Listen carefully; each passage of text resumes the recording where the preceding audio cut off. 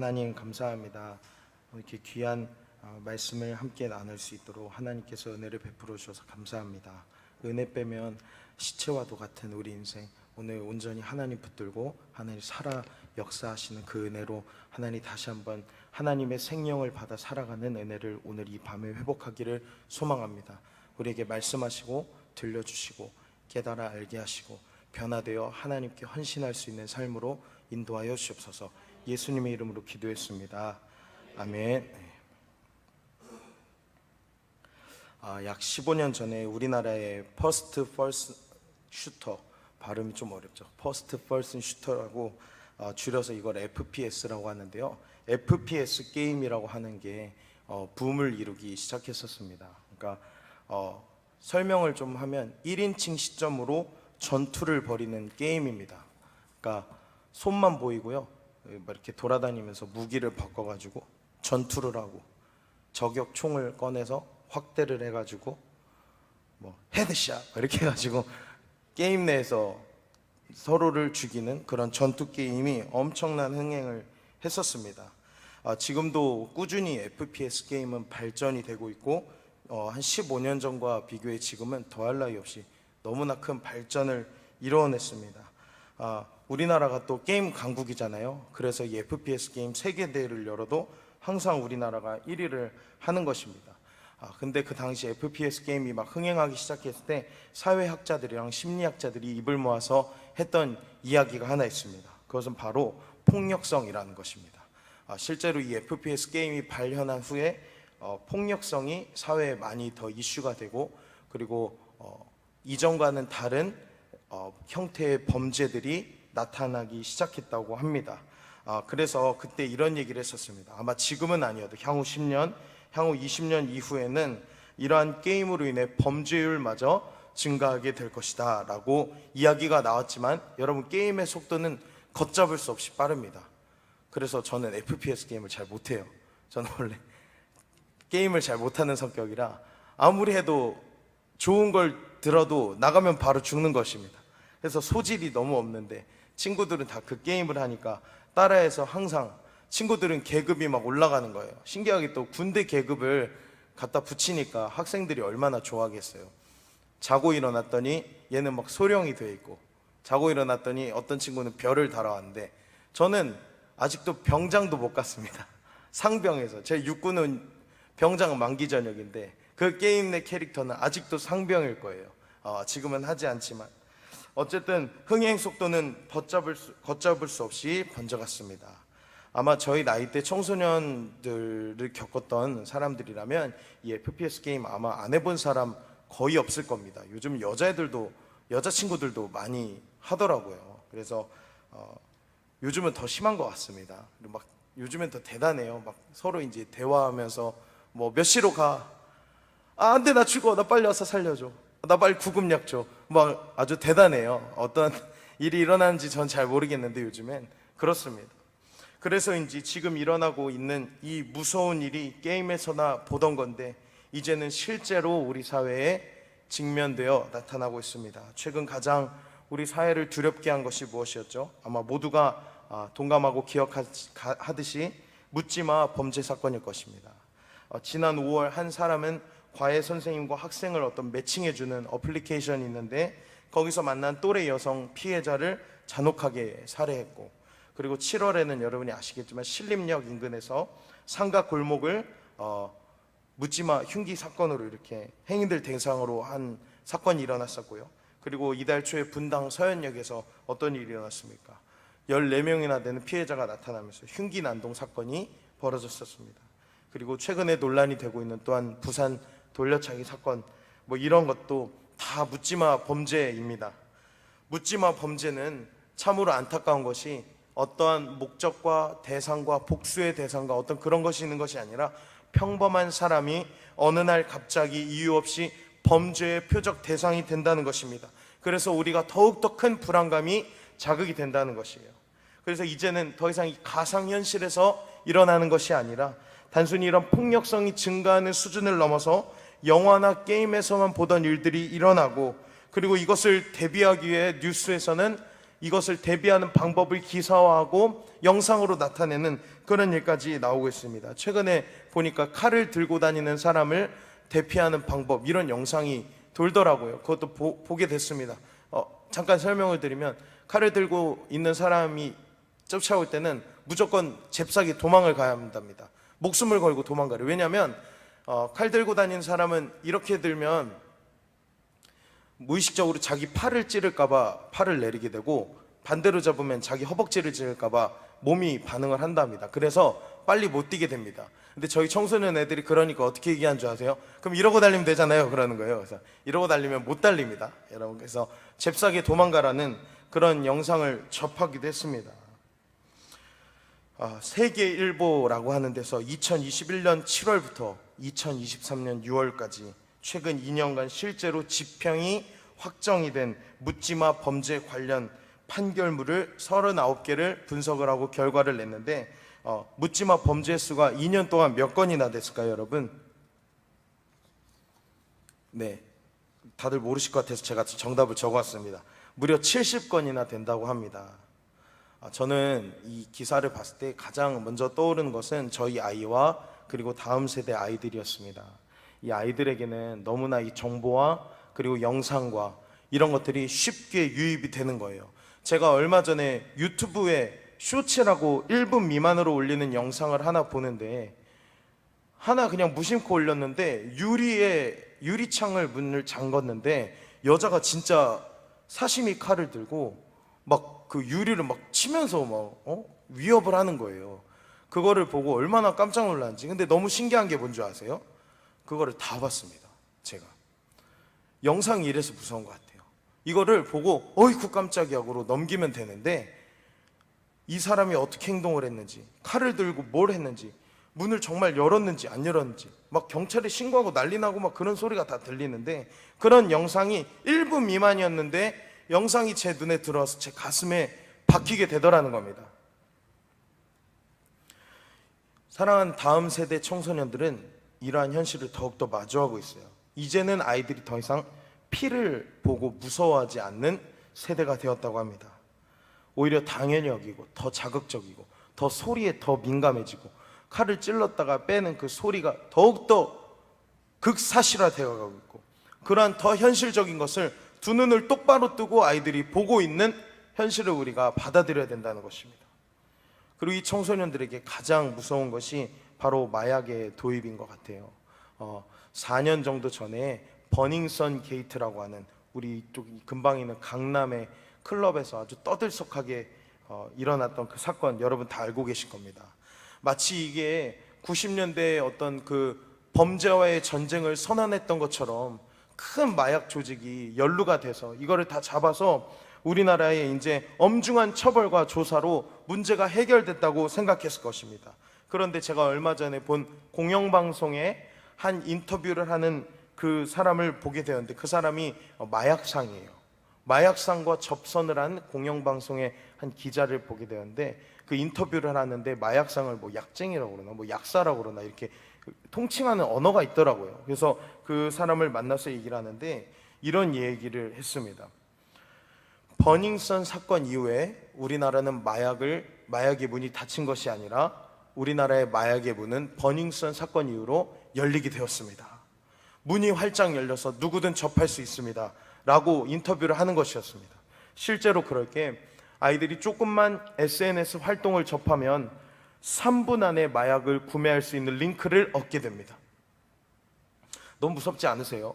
저는 사실 그런 링크를 아직 보진 못했는데 15년, 16년 전, 약 20여 년 전에 시작된 그 FPS라는 그 날갯짓이 지금은 큰 폭풍과도 같이 되어 다음 세대를, 그리고 또 그 다음 세대를 위협하고 지금도 원인 모르게 세상을 떠나는 수많은 피해자가 나타나고 있다는 것입니다. 우리는요 항상 말세다 그러는데 정말로 다른 세상이 이제는 도래한 것 같습니다. 그리고 이렇게 죄악된 세상을 저와 여러분이 하루하루 살아내고 있다는 것입니다. 개인적으로 이제 막 태어난 아기를 키우는 한 명의 부모로서 참 걱정이 되지 않을 수가 없는 것 같아요. 저는 오늘 이러한 세대의 모습을 소돔과 고모라의 모습으로 감히 비유를 해봅니다. 오늘 본문은 우리가 잘 알고 있듯이 이러한 죄악으로 가득하여 그 죄악이 심히 무거웠다고 표현하는 이 성경에 나온 소돔과 고모라를 심판하시는 하나님에 대한 성경 말씀입니다. 그리고 그를 향해 간구했던 아브라함의 이야기죠.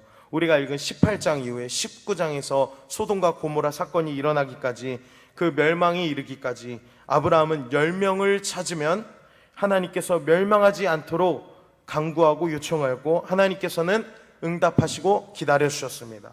그러나 결국 소돔과 고모라는, 우리는 성경을 너무 잘 알아가지고 이 결과를 알죠. 소돔과 고모라는 어떻게 됐죠?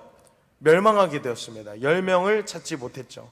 그 땅에 10명은 없었고, 롯을 구하기 위한 천사들이 19장 초반에 보면 갔는데 어떻게 해요? 그들을 성적으로 엮어부르려는 소돔과 고모라의 주민들의 그 모습이 나타나고 있습니다.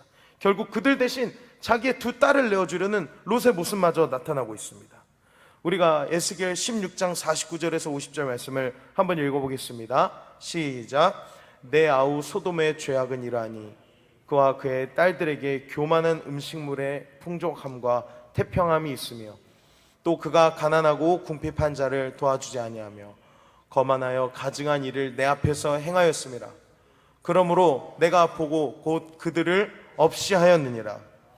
그리고 유다서 1장 7절에 또한 이렇게 나와 있습니다. 한 번만 더 읽어볼까요? 시작. 소돔과 고모라와 그 이웃 도시들도 그들과 같은 행동으로 음란하며 다른 육체를 따라가다가 영원한 불의 형벌을 받음으로 거울이 되었느니라.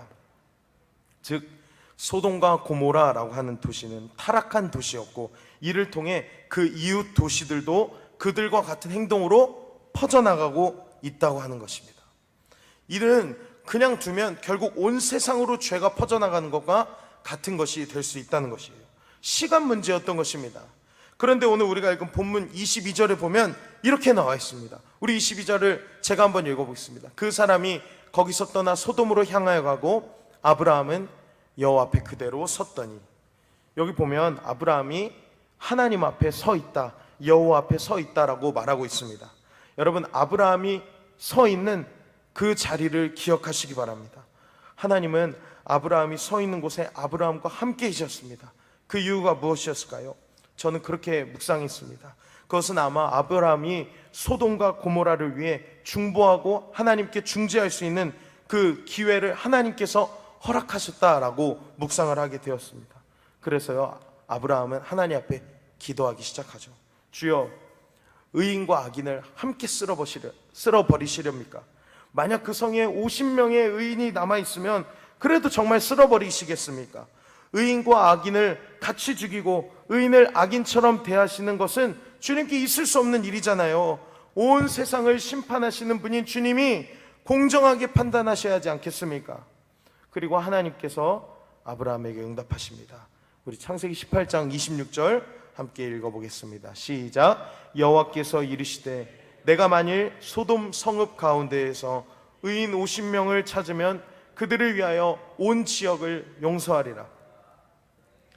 50명을 찾으면 온 지역을 용서하시겠다는 것입니다. 여러분, 하나님은 지금 소돔과 고모라를 바라보는 것처럼 오늘 이 현재를 살아가는 우리들의 땅을 바라보고 계실 것입니다. 죄악이 크고 무거운 이 시대, 이 땅, 신음소리가 들려오는 이 땅을 하나님이 동일하게 바라보고 계십니다. 여러분, 그럼 우리는 어떠한 사람이 되어야 할까요? 우리는 하나님 앞에 서 있는 아브라함과 같은 사람이 되어야 하는 것입니다. 분명히 우리 성도들이 서 있어야 하는 자리가 있습니다. 그것은 바로 아브라함이 서 있었던 그 자리, 그 기도의 자리, 하나님께 나아가 중재하였던 그 자리, 오늘 우리가 나아갈 그 자리가 소돔과 고모라와 하나님 사이 그 자리인 줄로 믿습니다. 그래서 오늘 이 밤에도 우리는 우리의 기도의 자리가 그러한 중보의 자리, 그런 자리가 되게 해달라고 간절히 기도하시기를 소망합니다. 왜냐면요, 그렇게 기도할 때 하나님은 큰 심판의 뜻을 갖고 계셨을지라도 의인 50명을 찾으면 이 땅을 구원하겠다. 여러분, 하나님의 분명한 뜻을 돌이키시는 약속이 주어질 수 있기 때문에 우리는 오늘 그 자리에 서서 기도해야 할 줄로 믿습니다. 여러분의 기도의 자리가 아브라함이 하나님 앞에 서 있던 그 자리가 되게 해달라고 오늘 기도하시기를 소망합니다. 그런데 그 아브라함이 그 기도의 자리에서 살펴보니까 50명이 너무 많았던 것 같아요. 그래서 그 인원을 감히 하나님 앞에 45명으로 줄여도 되냐고 물어봅니다. 여러분, 아브라함이 황당한 것 같죠? 여러분, 아브라함이 절박한 것입니다. 하나님께서는 그런데 뭐라고 하세요? 45명을 찾아도 멸망하지 않겠다라고 하십니다. 그런데 여기서 끝내야 되는데 아브라함이 또 뭐합니까? 5명만 더 빼주십시오. 그래서 40명을 구합니다. 그런데 하나님은 또 허락하세요. 그리고 이번에 과감하게 5명씩 빼더니 과감하게 2배로 10명을 싹 빼버립니다. 여러분, 그럼 몇 명 남아요? 30명이죠. 하나님, 30명만 찾아도 멸망하지 않으시렵니까? 그래, 내가 30명만 찾아도 멸망하지 않겠다. 그런데 또 과감하게, 주여, 그럼 20명. 그래, 주여, 10명까지 가게 된 것입니다. 그래, 알겠다. 하나님이 얼마나 웃기셨을까요? 결국엔 어디까지 갔다고요? 10명까지 갔습니다. 창세기 18장 32절에 이렇게 나옵니다. 한번 읽어보겠습니다. 시작. 아브라함이 또 이르되 주는 노하지 마옵소서. 내가 이번만 더 아뢰리이다. 거기서 10명을 찾으시면 어찌하려 하시나이까. 이르시되 내가 10명으로 말미암아 멸망하지 아니하리라. 여러분, 아브라함이 50명부터 당차기 시작한 그 명수가 6번의 강구를 거쳐 10명까지 줄어들게 됩니다. 그런데 하나님의 응답은 어떠셨죠? 야, 장난하냐? 노하지 말라고 하고 인원수 줄이면 너의 그 혀의 노름에 내가 놀아날 것 같으냐? 하나님이 이러셨을까요? 그러지 않았습니다. 노하지 마옵소서. 주여 10명만. 그렇게 말을 했을지라도 하나님은 우리의 마음을 아시는 분이셨습니다. 아브라함의 마음을 아셨던 하나님은 감정적으로 응답하시지도 않으셨고 50명을 말할 때나 10명을 말할 때나 동일하게 응답해 주셨습니다. 여러분, 우리 하나님은 신실하신 분이십니다. 여러분, 결국은 아브라함은 이 약속을 받아낸 것입니다. 물론 10명의 의인이 없어 소돔과 고모라는 결국 멸망의 대상이 되었습니다. 그러면 우리 이런 질문 해볼 수 있습니다. 왜 하필 10명일까요? 왜 아브라함의 중재는 10명에서 끝났을까요? 조금만 더 욕심내가지고 거기에 롯과 그의 가족들이 살고 있으니까 주님 어떻게 5명만 또 빼고, 주님 어떻게 4명, 또 아내가 또 이렇게 나중에 소금기둥 될 줄을 미리 또 알고 있었다면 주님 3명 그럴 수도 있었을 텐데. 그런데 성경에서 말하는 왜 10명에서 끝났을까요? 찾아보니까 10명이라고 하는 숫자는 완전성을 나타내는 히브리어에서는 참 중요한 숫자라고 합니다. 그래서 이스라엘에서 10이라고 하는 숫자는 효과적인 사회 구성을 위한 최소한의 단위 개념을 나타내고 있습니다. 그러니까 다시 말하면 이런 거예요. 하나님께 아브라함이 이렇게 기도한 거예요. 하나님, 제발 최소한 인원만이라도 의인이 있으면 살려주시면 안 됩니까? 50명부터 시작한 기도가 아브라함이 여기까지 간 거예요. 제발 한 명만 더, 의인 10명만요, 최소한의 그 가정만 살려주시면 안 됩니까? 그 가정만 있어도 살려주시면 안 됩니까? 라고 기도하는 것입니다. 이 아브라함의 기도 어떻습니까? 절박하지만 불공정해 보일 수도 있어요. 불가능해 보일 수도 있습니다. 50명을 찾아도 용서할까 말까 한 그것을 10명까지 줄였다니 우린 그렇게 터무니없게 생각할 수도 있습니다. 그러나 여기서 우리 하나님은 어떠셨다고요? 변함없으시고 신실하셨다는 것입니다.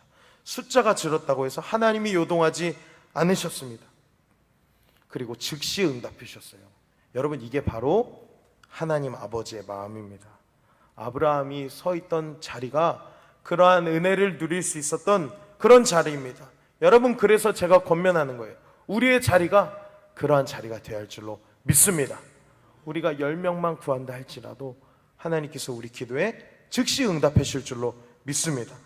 하나님께서 아브라함의 기도를 들으시고 계속해서 응답해 주신 이유는 바로 그가 하나님의 마음을 갖고 하나님의 중심을 가졌기 때문이에요. 그 하나님의 눈과 마음을 가지고 소돔과 고모라를 바라봤던 거예요. 그 자리에서 서서 계셔서 심판하시기 직전에 소돔과 고모라를 바라보고 계시는 하나님을 동일하게 아브라함도 서서 바라보고 있었던 것이에요. 하나님의 마음을 가지고 기도할 때 응답을 하나님께서 내주시는 거예요. 여러분, 그래서 우리 기도의 순서가 있는 것입니다. 하나님의 마음을 먼저 구하시는 겁니다. 그리고 우리가 하나님 앞에 그 아브라함과 같은 그 자리에 서서 간구하시는 거예요. 하나님, 구하오니 우리에게 은혜를 베풀어 주시옵소서, 살려주시옵소서. 하나님께서 하나님의 마음을 갖고 기도하는 자들의 기도를 멸시하지 않으십니다. 즉시 응답해 주시는 것입니다. 오늘 그러한 은혜를 우리가 누리시기를 소망합니다. 그래서 기도의 자리에 간 사람이 하나님의 마음을 알게 되는 것이고, 하나님의 뜻을 바라보고 이 땅을 위해 기도하는 사람들이 일어난다면 하나님께서 우리 기도에 응답하시고, 그것이 심지어 10명까지 가장 최소한의 인원으로 줄어든다 할지라도 하나님은 응답하신다는 것입니다. 여러분, 그러므로 지금은 10명이 필요한 때입니다. 하나님은 지금 이 땅에 10명을 찾고 있습니다. 지금도 그 자리에 서서 기다리고 계시는 것입니다. 하나님이 소돔과 고모라를 그냥 50명에서 10명까지 했는데 안 되니까 그냥 당장 유황불이 활활 타오르게 해가지고 멸망시키는 것이 아니었어요. 오히려 반대로 하나님은 끝까지 기다리고 계시다가 안 되니까 심판하신 겁니다. 여러분, 하나님은 오늘도 우리와 같은 인생 앞에서 서서 기다리고 계십니다. 저는 청소년 아이들과 말씀을 나눌 때 가장 중요하게 여기는 것을 마음을 지키자고 항상 이야기를 했었습니다. 정말로 오랜 기간을 마음을 지키는 것에 대해서 정리하고 같이 묵상하고 배우고 그런 시간을 가졌습니다. 여러분, 마음을 지키는 것이 무엇인 줄 아십니까? 잠언 4장 23절에도 그런 말씀 나오죠. 무릇 모든 지킬 만한 것 중에 더욱 내 마음을 지키라. 생명의 근원이 이에서 남이니라. 생명의 근원이 나오기 때문에 마음을 지키라는 건데, 그러면 마음을 지키는 게 뭐냐는 거예요. 그래서 저희가 내린 정의한 것이 하나가 있습니다. 그것은 바로 언제나 어디서나 하나님을 놓치지 말자라고 하는 것이었습니다. 그게 바로 마음을 지키는 것이다 라고 이렇게 정리를 했었습니다. 그런데 아이들이 한 주가 지나고 난 다음에 제가 질문을 했어요. 자, 우리 마음을 지킨 사람, 저를 포함해서 우리 선생님들까지 해서 한번 손들어 보십시오. 그런데 한 사람도 들지 못해 있습니다. 그리고 어떤 아이는 풀이 죽어 있는 것입니다. 여러분, 우리는 그런 존재입니다. 넘어지고 마음을 지키지 못하고 소돔과 고모라에 오히려 속하기를 원하는 삶을 살아가는 것이 우리의 본성입니다. 그래서 그 자리에 아브라함이 아니라 우리 예수님이 먼저 오셨습니다. 여러분, 우리가 그 기도의 자리로 나아갈 수 있는 이유와 또 길이 있습니다. 그래서 바로 우리 예수님이 하나님과 우리 사이에 그 마음에 이미 오셨기 때문입니다. 그래서 우리도 그 예수님을 의지하여 이 세상과 하나님 사이에 그 아브라함이 섰던 곳으로 우리도 나아갈 수 있게 되는 것입니다. 그래서 제가 아이들에게 이렇게 얘기해 줬습니다. 괜찮아. 하나님은 너를 절대 포기하지 않으셨어. 너의 마음을 지키지 못했어도 지금 다시 지키면 돼. 지금 다시 하나님을 기억하면 돼. 아이들에게 그렇게 말하고 나서 그리고 제 삶을 다시 되돌아봤습니다. 저는 마음을 지키자고 아이들에게 얘기하고 돌아봤는데 오히려 저도 시간이 지날수록 정말로 신앙에 무르익는 그런 인생이 아니라 예수님을 더 사랑하고 하나님의 뜻대로 더 살아가려고 몸부림치는 인생이 아니라 오히려 굳어져 가고 세상이라고 하는 무서운 곳에 자꾸만 편속되려고 하는 그런 제 본성을 돌아보게 되었습니다. 여러분, 세상은 너무나 재미있습니다. 제가 아무리 FPS 게임을 못한다고 해도 그 게임을 하는 거를 쳐다보게라도 되는 것입니다. 그게 바로 세상이 우리를 갉아먹고 지금도 유혹하는 그 이유입니다. 여러분, 그런 무서운 가운데서 살아가니까 하나님의 뜻보다요 세상이 더 재미있어지고 의식과 모양과 행위는 남고 형태는 남아있는데 능력은 잃어버리는, 경건의 모양은 있으나 능력은 부정하고 살아가는 제 모습을 살아갈 때가 참 많았습니다. 그래서 저는 오늘 다시 회개할 것입니다. 내 삶에 하나님과 내 사이에서 아브라함과 같이 그것과 비교할 수 없이 아브라함과 하나님은 각자 자기의 길로 돌아갔지만 우리 예수님은 끝까지 저를 위해 결국엔 십자가에 달려 죽으셨으니 그 주님 붙들고 다시 회개하여 오늘 아브라함이 나갔던 그 기도의 자리, 그 예수님이 나를 위해 가셨던 그 자리, 오늘 저도 다시 가려고 오늘 결단합니다. 여러분, 그래서 우리 이렇게 기도하는 것이에요. 하나님, 제가 아브라함과 같은 사람이 되겠습니다. 그리고 하나님, 제가 이 땅에 열명이 되겠습니다. 하나님, 제가 오늘 그 자리로 나아가겠습니다. 예수님 가셨던 그 십자가의 길, 우리와 하나님 사이에 도저히 가로막을 수밖에 없었던 그 인생을 위해 오신 예수님, 그 길로, 그러나 그것을 자유하게 하시고, 그리고 우리가 하나님과 우리 사이에 이제 완벽한 연합을 이루게 하신 우리 예수님, 주님 그 길 따라 저도 살아가겠습니다. 저도 그 길 걸어가겠습니다. 고백하는 오늘 이 밤이 되기를 소망합니다. 여러분, 말씀을 마치겠습니다. 지금 우리가 살아가고 있는 이 시대는 10명이 필요한 때입니다. 10명이 없으면 결국 우리도 소돔과 고모라와 별반 다르지 않는 인생의 마지막을 맞이하게 될 것입니다. 여러분, 그렇다면 누가 오늘 의인 10사람이 되시겠습니까?